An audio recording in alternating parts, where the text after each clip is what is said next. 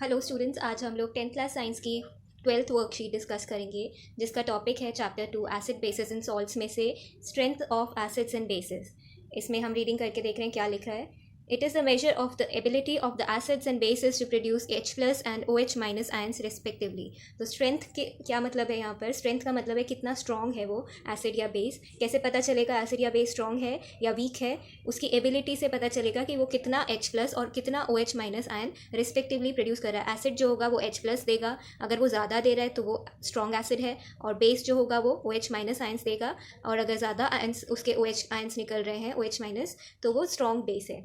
Next point, the acids which are 100% ionized in solution and give rise to more H plus ions are said to be strong acids, and the acids which give less H plus ions are said to be weak acids. जो 100% ionise हो जाते हैं, 100% जिनका break down हो जाता है ions में और वो मैक्सिमम उनके H plus आयंस रिलीज हो जाते हैं, तो उनको हम बोलेंगे स्ट्रॉन्ग एसिड्स, और इसका उल्टा होगा वीक एसिड्स।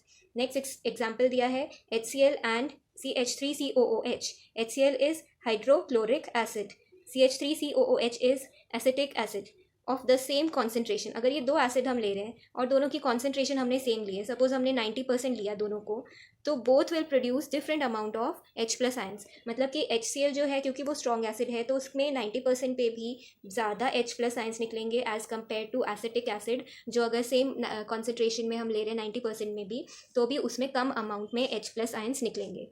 ठीक है। Next point, HCl dissociates completely, so produce more H plus ions, while CH3COH dissociates partially, thus producing less H plus ions. Similarly, a base which are bases which are 100% ionized in solution and give rise to more OH minus ions are said to be strong bases, and the bases which give less OH minus ions are said to be weak bases. There are very few strong bases. तो base के case में भी same चीज़ है, but यहाँ हम देख रहे हैं कॉन्सेंट्रेशन जो होगा वो OH माइनस आयंस का देखेंगे, क्योंकि बेस में हमें OH माइनस आयंस मिलते हैं। तो ज़्यादा मिलेंगे तो स्ट्रॉन्ग बेस है, अगर कम मिलेंगे तो वीक बेस है, और बहुत कम ऐसे बेसिस होते हैं जो स्ट्रॉन्ग बेस होते हैं। नेक्स्ट इसके बाद टॉपिक है types of salts. The given table shows some examples of salts and the acids and bases of which they are made of. इसके बाद टाइप्स ऑफ सॉल्ट्स में हमारे पास है, यहाँ पर बताए type of salt, nature, example, acid और base, कौन से एसिड और बेस को मिला के वो सॉल्ट बनाया है। तो यहाँ पहला जो है salt of strong acid and strong base. अगर हम यहाँ देखेंगे एसिड, अगर ये स्ट्रॉन्ग और ये बेस, ये भी स्ट्रॉन्ग हम ले रहे हैं, तो उसका नेचर जो बनेगा वो होगा न्यूट्रल, क्योंकि दोनों चीज़ें स्ट्रॉन्ग है, वो आपस में एक दूसरे को नलीफाई कर रही हैं, न्यूट्रलाइज कर रही हैं, तो इसलिए जो सॉल्ट बनेगा वो भी न्यूट्रल नेचर का बनेगा। इसका एग्जाम्पल यहाँ बताया HCl और NaOH को मिला के हमें NaCl मिलता है जो कि न्यूट्रल सॉल्ट है। H2SO4 और KOH को मिला के हमें K2SO4 मिलता है जो कि न्यूट्रल सॉल्ट है। Next example type of salt है वीक एसिड और स्ट्रॉन्ग बेस का कॉम्बिनेशन, क्योंकि यहाँ बेस स्ट्रॉन्ग है तो nature of salt will be basic. इसके बाद एग्जाम्पल्स यहाँ पे बताए, अगर हमारा एसिड वीक है, जैसे कार्बोनिक एसिड वीक होता है और बेस जो है NaOH बहुत स्ट्रॉन्ग बेस है, तो इसको अगर हम कंबाइन करेंगे तो हमें मिलेगा सोडियम कार्बोनेट। ठीक है, Na2CO3, ये होता है बेसिक सॉल्ट। नेक्स्ट अगर ये NaOH को हम CH3COOH से कंबाइन करेंगे तो हमें मिलेगा CH3COONA, ये भी एक बेसिक सॉल्ट है। Next type of salt is mixture combination of strong acid and weak base, क्योंकि यहाँ पे एसिड स्ट्रॉन्ग है तो नेचर होगा सॉल्ट का एसिडिक। ठीक है, जैसे एग्जांपल बताया कि अगर एसिड हमने स्ट्रॉन्ग लिया HCl और बेस लिया हमने वीक वाला कैल्शियम हाइड्रोक्साइड, जिसको हम स्लेक लाइम भी बोलते हैं। ठीक है, अगर इन दोनों को कंबाइन करेंगे तो सॉल्ट हमें मिलेगा कैल्शियम क्लोराइड, जो कि एक एसिडिक सॉल्ट है। नेक्स्ट इसमें टाइप ऑफ सॉल्ट है फोर्थ टाइप, जिसमें कॉम्बिनेशन है वीक एसिड और वीक बेस, क्योंकि दोनों ही वीक है, दोनों एक दूसरे को कैंसिल आउट करेंगे और नलीफाई करेंगे, न्यूट्रलाइज करेंगे, इसलिए nature of salt will be neutral. Example बताया, एसिड वीक एसिड है कार्बोनिक एसिड H2CO3 और वीक बेस है अमोनिया NH3। इन दोनों को कंबाइन करके जो सॉल्ट मिलता है वो है ammonium carbonate NH4 twice CO3। ठीक है, तो अमोनियम कार्बोनेट भी एक तरह का न्यूट्रल सॉल्ट है, बिकॉज एसिड भी उसका वीक है और बेस भी वीक है।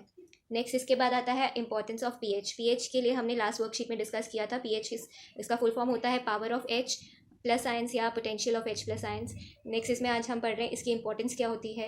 If pH of rain water is less than 5.6 it is acid rain, such rain when goes into reverse harms aquatic life. तो pH हमने पढ़ा था कि कोई भी चीज़ एसिड या बेस, उसमें H प्लस आयंस कितने हैं वो बताता है कि वो एसिडिक है या बेसिक है या न्यूट्रल है। न्यूट्रल में pH होगा 7, और 7 से कम अगर हुआ तो एसिडिक होगा, और 7 से ज़्यादा हुआ तो बेसिक होगा। तो अगर एसिड रेन की बात हो रही है, मतलब रेन जो रेन वाटर हमें मिल रहा है, अगर उसमें कुछ कंपाउंड्स मिक्स हो जाते हैं, जैसे एयर पोल्यूशन के कारण उसमें नाइट्रेट्स और सल्फर डाइऑक्साइड, नाइट्रस डाइऑक्साइड, मतलब नाइट्रोजन कंपाउंड्स और सल्फर कंपाउंड्स मिक्स हो जाते हैं तो वो एसिडिक हो जाता है और उसका पीएच हो जाता है 5.6। और ये एसिडिक जो रेन वाटर है अगर ये रिवर्स में या पॉन्ड्स में चला जाता है, वाटर बॉडीज़ में चला जाता है ये ऐसा एसिडिक पानी, तो वहाँ की हाँ एसिड एक्वेटिक लाइफ के लिए वो एसिडिक वाटर हार्मफुल है बिकॉज उसमें पीएच उसका लो है। और नॉर्मल लाइफ के लिए pH should be around neutral value 7 to 7.2 7.4 के अराउंड अगर पानी का पीएच रहे तो वो नॉर्मल एक्वेटिक लाइफ को सस्टेन करने के लिए, सपोर्ट करने के लिए ज़रूरत है। पर अगर वो एसिडिक की तरफ जाएगी तो बहुत सारे फिशेस और एक्वेटिक एनिमल्स मर जाएंगे और प्लांट्स का भी डैमेज होता है। नेक्स्ट इसके बाद है इन are digestive system HCl produce in are stomach helps in digestion of food. हमारे स्टमक में गैस्ट्रिक ग्लैंड्स होते हैं जो कि HCl हाइड्रोक्लोरिक एसिड प्रोड्यूस करते हैं और इसका पीएच काफ़ी लो होता है। बट जो कि हमारे फूड में जितना भी प्रोटीन है वो उसको डाइजेस्ट करने में HCl जो एसिड है वो हेल्प करती है।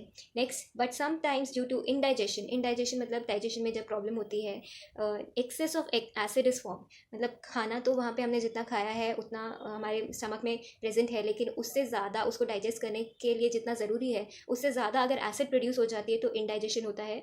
तो इस प्रॉब्लम में क्या होगा कि पेट में थोड़ा सा दर्द होगा या हमें हार्ट बर्न की प्रॉब्लम हो सकती है। तो एसिडिटी बढ़ जाती है और वो एसिड स्टमक से ऊपर होते हुए ईसोफेगस की तरफ आने लगता है और उस पार्ट को वो जलने की सेंसेशन देती है। तो वहाँ पे थोड़ा सा जलना मतलब जलन फील होती है। तो इसी चीज़ को हम बोलते हैं इंडाइजेशन या एसिडिटी।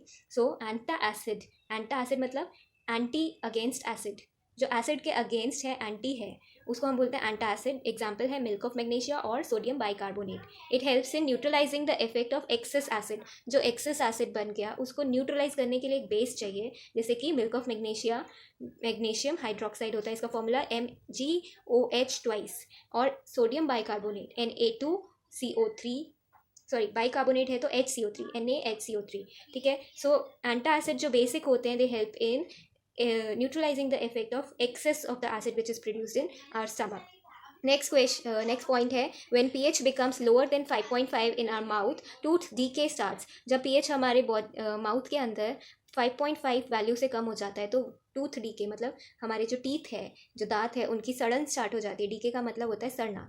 ठीक है। क्यों स्टार्ट होता है? It is due to the acid produce by the degradation of sugar present in food by bacteria. तो बैक्टीरिया के लिए जो फूड मिल रहा है, हम जो फूड खा रहे हैं, हमारे टीथ में जो उसके पार्टिकल्स लगे रह जाते हैं, उसमें क्या होता है, उसमें शुगर रहता है, तो वो बैक्टीरिया के लिए फूड है और वो बैक्टीरिया उस शुगर को डाइजेस्ट करता है, डिग्रेड करता है और उसके बाद शुगर से एसिड प्रोड्यूस होती है, जिससे कि माउथ का जो पीएच है वो 5.5 वैल्यू से कम हो जाता है। और जब ऐसा होता है तो टूथ डीके स्टार्ट होता है और दांतों में फिर दर्द होता है, कैविटीज़ बनने लगती हैं। नेक्स्ट इसके बाद टूथपेस्ट, इस प्रॉब्लम को सॉल्व करना है तो toothpaste which is alkaline protects tooth from decay. तो ऐसे प्रॉब्लम को टूथ पेस्ट से हम टूथब्रश यूज़ करके अगर हम ब्रश करेंगे हर बार खाना खाने के बाद, तो ये टूथ डीके और कैविटीज़ दांतों में या कोई भी प्लाक फॉर्मेशन या टीथ से रिलेटेड कोई भी प्रॉब्लम है तो हम उसको सॉल्व कर सकते हैं अगर हमारे पास एसिडिक पीएच को लोअर, ये जो लोअर होता जा रहा है, इसको बढ़ाने के लिए अल्कलाइन टूथपेस्ट है। तो अल्कलाइन हमने पहले भी पढ़ा था, अल्कलाइन मतलब होता है बेसिक। तो टूथपेस्ट या कोई भी क्लीनिंग एजेंट जो है जैसे सोप, डिटर्जेंट, ये सब कैसे होते हैं? अल्कलाइन या बेसिक होते हैं। ठीक है। नेक्स्ट है bee sting leaves and acid. Bee sting का मतलब होता है बी का जो डंक होता है, हनी बी या कोई भी तरह की बी होती है और वास्प होते हैं, वो डंक मारते हैं, तो उसके डंक को बोलते हैं इंग्लिश में स्टिंग। और जब ऐसे चोट लगती है, ऐसे जब उसका डंक लगता है हमारी स्किन पे, तो वहाँ पर उस पार्ट में वो अपना एक एसिड छोड़ जाते हैं जिसका नाम है formic acid, FORMIC, formic acid. ठीक है। मिथेनोइक एसिड भी बोल सकते हैं हम इसको, HCOOH। इसके बाद it leaves an acid causing pain and irritation.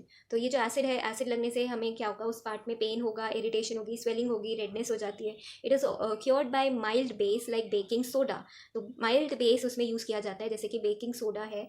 और stinging hair of nettle leaves, जैसे नेटल एक तरह का प्लांट है, उसमें भी इस तरह के स्टिंगिंग हेयर होते हैं, कांटे वाले बाल जैसे हेयरी लीव्स होते हैं उसमें। और they also inject formic acid causing burning pain. तो वहाँ पे भी फॉर्मिक एसिड रिलीज होता है। तो ऐसे लीव्स को हमें टच नहीं करना चाहिए। और अगर कभी टच हो जाए तो हमें क्या यूज़ करना चाहिए उसकी रेमेडी के लिए?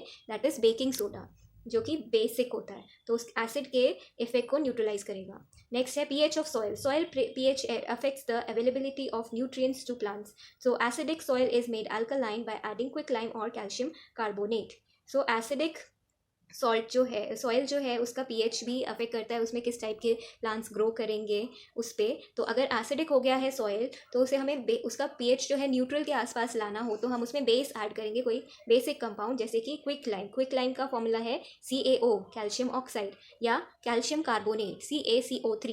तो ये दोनों चीज़ें बेसिक होती हैं और इनको अगर हम सॉइल में ऐड करेंगे तो उसका अगर एसिडिक पीएच है तो वो थोड़ा न्यूट्रल हो जाएगा। नेक्स्ट इसके बाद एक पॉइंट यहाँ बताया है बॉक्स में, our body works with in the pH range of 7.0 to 7. सो हमारी बॉडी या कोई भी लिविंग ऑर्गेनिज्म की बॉडी, प्लांट्स हो या एनिमल्स हो, तो उनके वर्किंग के लिए जो पीएच रेंज चाहिए, फंक्शनल पीएच रेंज जो चाहिए, दैट इज़ अराउंड 7 to 7.8, जो कि न्यूट्रल के आसपास होता है। तो लाइफ को सपोर्ट करने के लिए पीएच रेंज हमेशा न्यूट्रल के आसपास होनी चाहिए, ना कम हो ना ज़्यादा हो, क्योंकि अगर ज़्यादा एसिडिक या ज़्यादा बेसिक हुई तो वो उसकी सर्वाइवल के लिए डेंजरस हो सकता है। नेक्स्ट इसके बाद क्वेश्चन डिस्कस करते हैं। First question, identify each salt as acidic, basic और न्यूट्रल। तो पहला है KCl है स्ट्रॉन्ग एसिड और बेस का कॉम्बिनेशन, KOH और HCl का कॉम्बिनेशन है, so it is a neutral salt. NaNO3, ये भी एक स्ट्रॉन्ग एसिड और बेस का कॉम्बिनेशन है, NaOH और HNO3, सो ये भी एक न्यूट्रल सॉल्ट है। NH4 twice SO4, ammonium sulphate, ये है एक तरह का एसिडिक सॉल्ट, बिकॉज इसमें H2SO4 जो है वो एसिड, स्ट्रॉन्ग एसिड है, और अमोनिया से ये बना है, तो अमोनिया वीक है और एसिड स्ट्रॉन्ग है, तो इसलिए ये एसिडिक सॉल्ट होगा। Second question, MgCl2 is made from dash acid and dash base. The acid is HCl से हमें मिला यहाँ पे Cl, और बेस है MgOH twice, magnesium hydroxide. Third question, why is it advise to brush your teeth after every meal. तो हमेशा खाना खाने के बाद ब्रश करना चाहिए, बिकॉज अगर हम ब्रश नहीं करेंगे तो हमारे मुंह में जो बैक्टीरिया है वो फूड पार्टिकल्स को डिग्रेड करेंगे और एसिडिटी प्रोड्यूस करेंगे वहाँ पर। एसिडिक अगर पीएच लो हो गया तो टूथ डीके स्टार्ट होगा, so it is advise to brush our teeth after every meal to prevent tooth decay. Next B part, name the acid produce in stomach. Stomach में जो एसिड प्रोड्यूस होता है उसका नाम है HCl, hydrochloric acid. Third question, third part, how does aquatic life get affected due to acid rain. Aquatic life जो है उसमें, क्योंकि एसिड रेन अगर आता है तो उसमें पीएच लो होता जाएगा और उसकी सर्वाइवल जो है वो डेंजर में आ जाएगी, तो उसका सर्वाइवल मुश्किल हो जाएगा।